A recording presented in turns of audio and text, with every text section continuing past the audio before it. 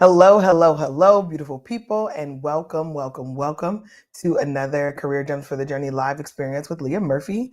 I am continuing a series that we started just last week, and that series was really focused on, are you uncomfortable networking, or are you uncomfortable talking about yourself and your accomplishments? Do you hate networking, right? To go a little bit stronger, do you hate networking, or are you uncomfortable talking about yourself and your accomplishments? So last week we got some interesting kind of ball rolling experience as we think about what does the workplace look like.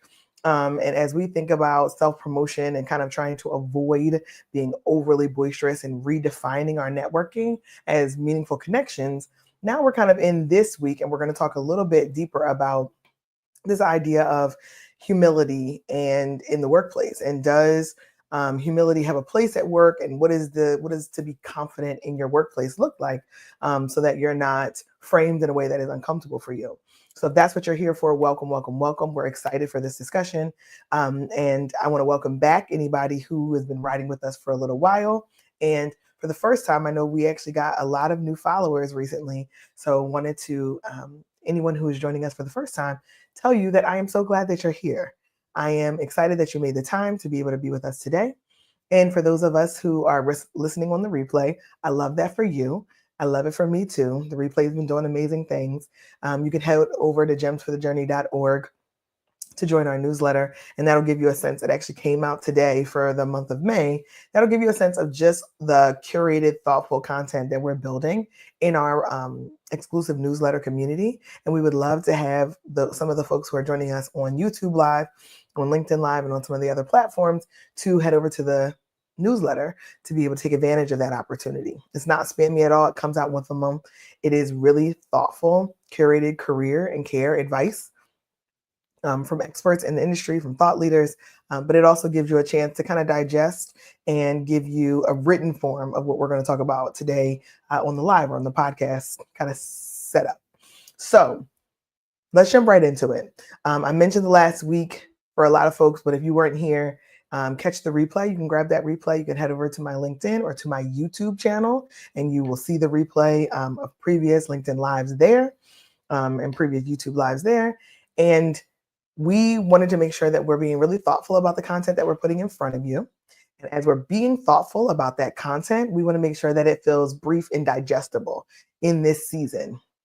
So I'm only going to be with you for a little bit, but just because it's going to be brief does not mean it won't be impactful. So if you're with me live, go ahead and drop your city in the chat. I really appreciate it. I love to know who's with me, who's in this, who's doing this with me live. And even if you're listening on the replay, you can go ahead and drop your city in the chat or put your city in the comments, because it just lets us know what's happening, who's vibing with us. So do you hate networking, or are you uncomfortable talking about yourself and your accomplishments? So as we get right into it, this part 2 of this series really talks about the idea of a confidence paradox. So confidence paradox really asks the question, does humility have a place at work? Now, I've done several other discussions in the past around humility and where it belongs. So I'm not going to go too deep into that. But the top line is humility has a place in our lives. And I think many of us see humility as a virtue that is acknowledged, that is encouraged. And we teach young people, and we come from communities, and specifically for me, I come from a community of people where humility and generosity and kindness are very important principles. And I believe that as a person. I believe that's important to treat people that way as you encounter them.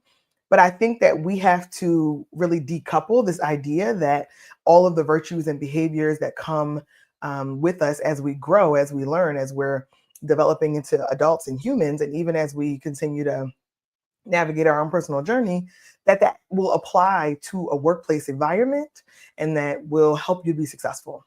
Because the fact of the matter is, there is a cultural clash that goes in between self-promotion and this idea of humility or even modesty. So sometimes we feel that tension. And if you've ever felt that tension, and I've heard many people say that they feel that tension of like, I don't want to be perceived as, or I haven't learned how to step outside of the modesty, humility. box. So now I feel very limited in what I can do and what feels authentic to me as I think about networking and telling my own story. So then you're hamstrung, you're in a difficult position. So I want to talk about today shifting from bragging to informing. For a period of time, I would say shifting from bragging to stating facts. Because I'll tell you honestly, bragging is a word that's often used for women. I very seldom hear men talking about their um, communication style or how they're informing people about their competencies or skills. I very seldom hear that word used when you're describing men or boys for that matter. So when I think about doing the work to shift from an idea for ourselves, sometimes our own limited perception, because we've been conditioned from bragging to informing, it puts us in a position to really focus on the value that your work has created. So if it's less about me and what I'm personally doing or thinking, it's more about what value you have created in the environment that you work in. And that's really number one. When we shift from bragging to informing, we're talking about a value creation and how you've contributed to the company or to the organization, which then directly affects the bottom line. So it gives you a chance to kind of shed some of the misconception that anything you talk about related to your work has to feel bragging or feel really uncomfortable to I need to make sure that the right people are informed on what I'm doing and the way that I'm going about it. And that only can happen if I'm telling my own story and talking about the work that I'm doing. Now, that still applies as you're networking and you're introducing yourself to new people because it translates from those environments and those arenas into your workplace when word spreads and the way that you network inside of your organization is still equally important as networking outside of your organization. So I want to make sure that as you think about yourself and the value that you brought, if you are underselling yourself in any way, if you are underselling what you've brought to the organization or the value that you've created, unfortunately, the fact of the matter is it undermines your ability to be able to be successful because people who perform, people who add value are the ones who get on the short list. Those are the ones whose names get acknowledged in room. Those are the ones who get the opportunity to do more because they've already created value. And companies are driven based on value, right? And that might be value in how you lead people. It might be value directly tied to revenue. It could be value in any variety of definitions, but you adding value is critical. And if you're underselling yourself because you're focusing on modesty and humility, you are actually undermining your ability to be successful and potentially your team's ability to be successful.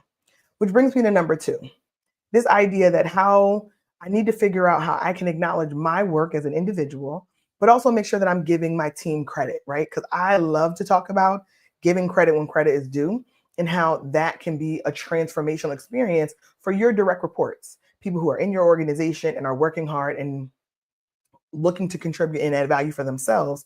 How do you, maybe as a leader of people or someone who works on a team, make sure you figure out that right balance for the we, I, so it doesn't feel like you are trying to take credit for something someone else has done. And I think that that is something that also gets in the way of you sharing your own story because it's like, well, I didn't do 100% of whatever this project was. So I like to tell people focus on make sure you're appropriately giving yourself credit and appropriately giving your team credit. So for example, if it was a team project and your responsibility was specifically around branding and marketing related to this cross-functional project, talk about how the marketing results and data really transform this launch or this strategy. And then also talk about how maybe your counterpart, which for example could be your HR counterpart, really built amazing training tools that helped the team push this overall work forward. So it's not a matter of boasting in a way that feels like you're stealing credit from other people, but talk about your unique value proposition and what you brought to the table, whether it was a unique capability that you brought to it, whether it was ideation, but be very intentional about what did I bring? You brought nothing to the table. Let's be clear. You should not be boasting. You should not be talking about it. If you brought nothing to the table, you had literally zero to contribute, then you should think about talking about something where you actually contributed to. Even if you're the person who brought the team together, who sought out the right experts, put them in a room and gave them the support and tools they needed to build something amazing, that's a real contribution. So I think if you really get intentional about what you contributed and having a sense of balance, and that self promotion and acknowledgement gives you a chance to then acknowledge other people at the same time. So that makes you feel a little bit more comfortable talking about your work and the work of the team. So the last one is this idea of strategies really allow you to be more confident if you've already prepared and you have done this work on this is what I bring to the table. If I'm prepared and I understand the project, I know the start to finish, I know the results, I know the data, that gives me a chance to then be able to speak to it because I come from a place of preparation. And normally you're in these things all day. If you're working on a project and it's something that's been 6 months, 8 months, or more, you're very familiar with the nuances and the nuts and bolts of it. But have you given yourself a high level understanding of what success looked like and what were the main contributors of that? If you have, then when you're telling the story, when you're talking, when you're overcoming this cultural clash of self promotion versus modesty, you're talking about it from a fact based position. Facts, right? So that's informing people of facts. And that's because you know the project and you know the work and you're thinking about it from an outcome standpoint. So the more facts you know, the more informed you are on the project, it gives you a chance to come from that position. So I want to make sure that we also think about confidence as something that has the potential to draw others to us. So, as we think about being confident and drawing others to us, we can have examples of leaders, of individuals that we've seen inside of our organization, inside of our community, inside of our churches, inside of our synagogues, places of worship. And we've seen how they move confidently and they give other people a sense of calm. They give other people a sense of they have things under control. They give others a sense of this is someone that I should follow. So don't think about, I'm trying to discourage, I want to say don't think about, I'm trying to discourage the interpretation of self promotion and acknowledging and informing of your work as something that is boastful, but it's something that is confident. And that confidence then gives other people around you a certain neutralizing of maybe their concerns or their fears. Most people will say, that a key quality of someone that they want to follow or someone that has strong leadership capability means they're confident. They have a strong handle on information and they move as though they are not in a panic. They're not frenzied. So that, or that they're not in a frenzy. That confidence will draw other people to you. And that's people who are more senior than you. That's people who are your peers, people who are junior to you. So I like to really think about thinking about that value inventory and you managing through a room or through a conversation, through a meeting, through a board meeting, through a team meeting, through a town hall with a level of confidence which would draw people to you and also give people the sense that you have a tremendous value to be able to offer. So if you're creating that value, you can objectively document that and you can objectively speak to those results in a way that is just informing and stating facts, which can be tremendously helpful as you are trying to overcome this perception of should I be more, is humility with the virtue that I should be leading with in the workplace at this time or even outside of the workplace at conferences or networking events. So I want us to reframe the way we think about how our communication about ourselves, about our own skills, results, performance, or competencies will be interpreted by other people. If we believe that it's going to be interpreted negatively, then we're going to shy away from it. We're going to avoid it. But if we believe that informing people helps them be more educated and capable of telling our story or capable of going away and doing their job or capable of feeling at peace and more calm in what is a very chaotic environment or during times of uncertainty, then we see it as really a gift that we're giving to other people. So we shift from bragging to informing, number one. We shift from this idea of bragging to informing because it allows us to focus on the value that our work creates. And we can do that from an informed perspective because we know the data, we've sat in the project, we understand it holistically. And then once we understand it holistically, you can talk about your individual contribution. So that's number two. We want to master this balance between we as the team and how we need to give credit when credit's due, and what I individually contributed that allowed my contribution to the team to be differentially impactful. It gives you a chance to not only speak to your experience, but also to elevate and platform others, which sometimes makes us more comfortable as we're informing people on the work that we're doing. So if you don't feel comfortable talking exclusively about your work and your contribution, then talk about your work as well as one or two individual members of the team, but talk about your work in a thoughtful, informed, documented, results oriented way. That always is going to inform the bottom line. And then number three, thinking about that value that you've created so that you can objectively state the facts, right? Inform people of the facts. And your contribution should show up that way if you're measuring it and if it's actually something that is tangible. So I like to remind us to think about those three takeaways. The question always remains, should I be humble in the workplace? And my answer to that question is oftentimes no. Humility or modesty actually undervalues you and your team's work in the marketplace. So if you are spending more energy on not sharing the value creation, not making sure that you have that value inventory and you know the facts and the bottom line interest of the work that you're doing, then you're actually underselling, right? And it's very easy to be overlooked. It's very easy for your team's work to not be acknowledged. It's very easy for your work to not be acknowledged because you're not speaking about it. Number one, you're not speaking about it from a value creation standpoint. So number one, I want us to shift from bragging to informing. Spend the time and energy reframing the way you think about bragging to creating an informed, broader audience inside of your organization and outside of your organization. Number two, I want you to focus on mastering what that we-I balance should be. How do I speak to my work and then give an opportunity for others to also be acknowledged when it is a team, a cross-functional impact? Speaking to my work first from a values inventory standpoint, from a what I contributed explicitly, and then giving a chance to give others the praise that they are due, right? So that's number two, master that we-I balance and focus on leading with the work that you've done and how you've contributed. And then thirdly, think about what is that value inventory? What are the facts that are really important that I can share about the work that I'm doing and about the way that I have contributed that speaks directly to the bottom line of the company, of the organization, of wherever their priorities are. If we can reframe from bragging to informing, and we can master that we-I balance of how do I talk about it, who gets the most shine time.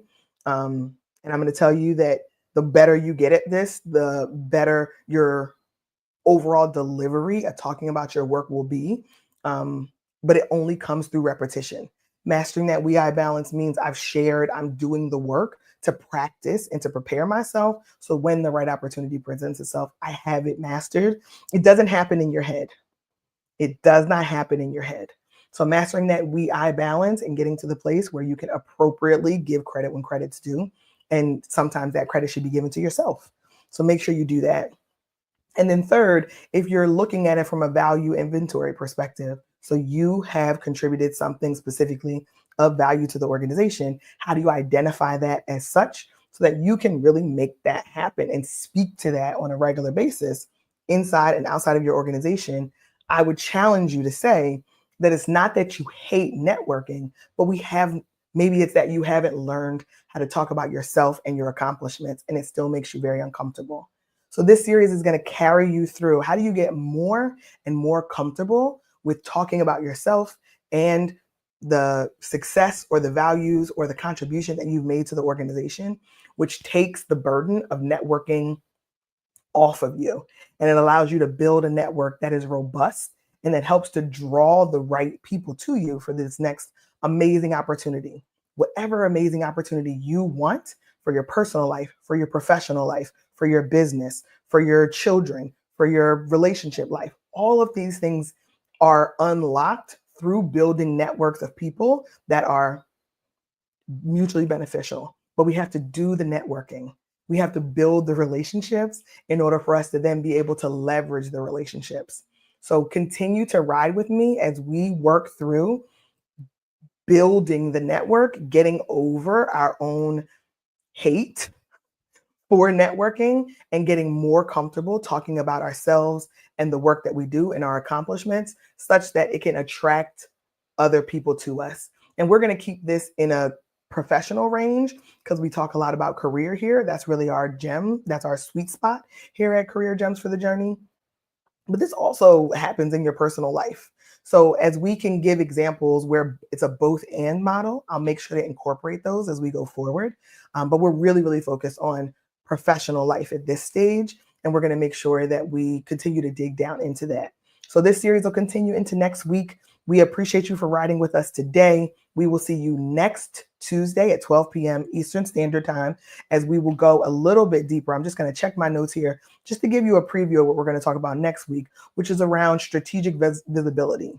How do I make sure that I create strategic visibility to myself to bring the right kind of acknowledgement and attention to myself so that I can leverage that to then build my career? And that is a click deeper on the networking and relationship building.